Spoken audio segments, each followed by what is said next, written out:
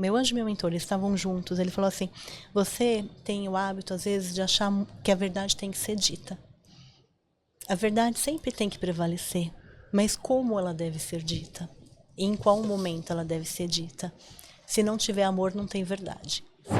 E você acha que quando sentimos, você iria pelo caminho da verbalização com os outros, como você falou, né? Acessar com um amigo, com um psicólogo ou com a própria pessoa. Ou você entende que essa comunicação, não a verbalização externa, mas quando a gente está sentindo algo. Então você bateu, você está sentindo aquilo, a tal da intuição ou algum, enfim, um sentimento. Você acha que o caminho, justamente por essa convivência humana, é melhor que tenhamos esse caminho do diálogo e claro, tudo que eu falo aqui assim, não é nem 8 nem 80, é o equilíbrio, é o que a gente busca. Ou você acha que seria melhor a gente falar, não, peraí, deixa eu conversar comigo. Sim. Existe alguma comunicação que a gente deve buscar? Olha, depende também, depende. Eu acho que o exercício do silêncio é um exercício muito favorável. Vou contar até uma experiência que eu tive, que quem me ensinou foi o meu anjo. Contar um negócio muito pessoal meu. Eu já estava desperta, já trabalhava como terapeuta e companhia. E como toda terapeuta, eu sempre fui muito, sabe, intrometida na vida dos outros, para não falar outra coisa. Porque quem se joga nesse mundo espiritual, de terapia e companhia, a gente parece que tem um vício de querer ajudar as pessoas, sabe? Sim. Principalmente no começo. Você fala assim, gente, preciso ajudar as pessoas, eu consigo, eu posso, eu quero, me dá alegria, me dá prazer. Só que isso, às vezes, interfere demais também no livre-arbítrio. E isso em convívios especiais, como os familiares, pode ser muito desconfortável. E aí eu lembro que teve um episódio que eu passei, foi muito marcante assim para mim na minha trajetória, e foi um conselho muito duro até do meu anjo na época. Eu estava numa festa da família, estava tendo uma discussão, não tinha nada a ver comigo. Porque a minha sombra, às vezes, harmonia, justiça, sabe quando você quer ser o justiceiro, Sim. você não quer? Eu passei por essa fase também do justiceiro, tá? Fui lá, me intrometi na briga, dei a minha opinião, super sábia. O que aconteceu? A briga virou pra mim. Não imagino você brigando, mas tudo bem. Não, é assim, a briga virou, mas foi aquele negócio sutil. Só que quando eu falei, eu não me senti bem. Porque eu vi a chateação na cara das pessoas que eu amava, Pela sabe? sua sinceridade? Fui muito sincericida. A sinceridade, às vezes, era um grande problema pra mim.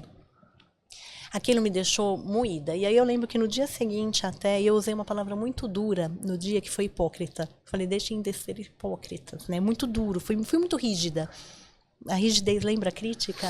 É uma sombra minha. Pedi desculpa, percebi que tinha me excedido, passou. Só que aquilo ainda me pegou, sabe? Fiquei com aquele negócio dentro de mim. Falei, gente, por que eu fiz isso, né? Tanto tempo, já estudei tanto, faço tanta reforma. Fiquei em silêncio, não falei nada. Meus mentores só olhando, ninguém falou nada. Todo mundo meio sério pra mim. No dia seguinte, eu lembro até que era uma missa um aniversário de morte do meu pai. Fui passar, ainda a passagem que o padre leu foi bem aquela do hipócrita, de Jesus chutando o pau da barraca. Aí eu olhei aquilo e falei, poxa, até Jesus se irritou algumas vezes para eu parar de me culpar tanto, mas não me... Sabe quando eu continuei chateada? Parecia que aquilo não me preencheu.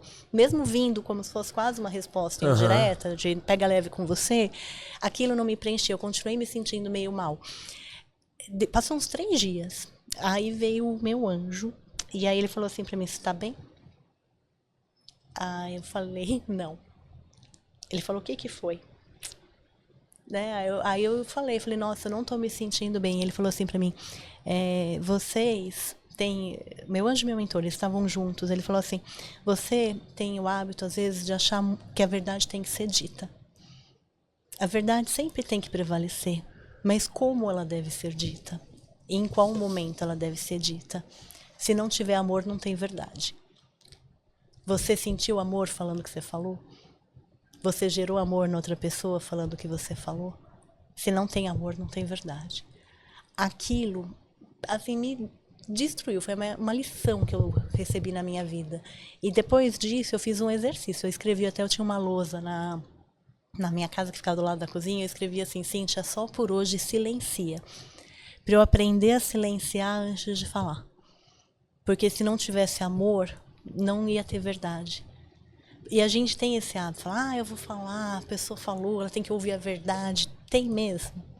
Aquilo vai gerar amor para você? Vai gerar amor para o outro?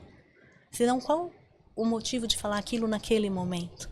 Se não for um aconselhamento, às vezes a gente tem que cruzar algumas regras, às vezes a gente vai ser duro, principalmente com quem a gente ama.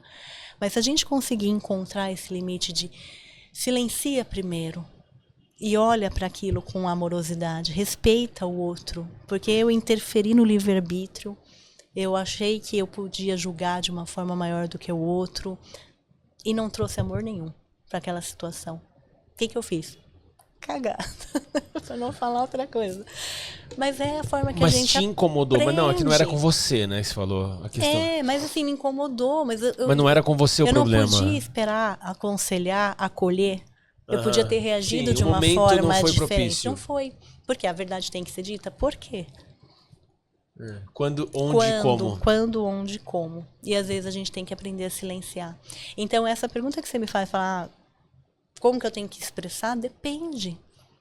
Eu acho que a gente tem que ser verdadeiro com os nossos sentimentos. Mas principalmente com aqueles sentimentos mais alinhados com... É amor, respeito, gratidão.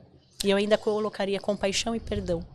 Perdão, com certeza. Se a gente colocar esses 5 sentimentos, esses sempre tem que ser expressados, sabe? Amor, respeito, gratidão, compaixão e perdão, expressa sem medo. Os outros, silencia primeiro. Depois tenta expressar. Não é que você não vai se inflamar, não é que você não vai discutir, mas é a forma como você vai se posicionar, vai ser diferente. Eu acho excelente o que você está falando, cabe muito para mim.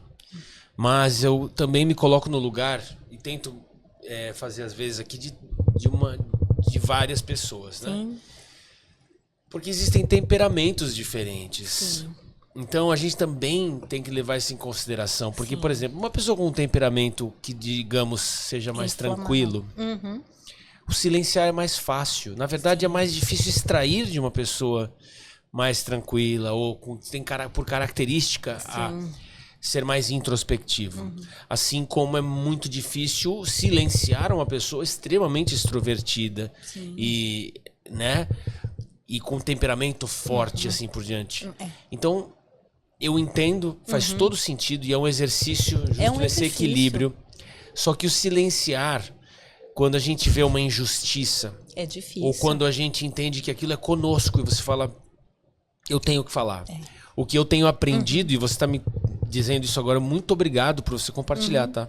Obrigada, muito mesmo, porque é muito bom quando a gente tem essa oportunidade de ter essa troca com alguém tão experiente como você, que pode falar com as pessoas e contar isso, porque é onde a gente fala, então, mesmo com tanta sabedoria, tanto técnica teórica quanto prática, a gente derrapa. Você é um ser humano. Sim. E vai aprendendo. Mas é justamente esse silenciar.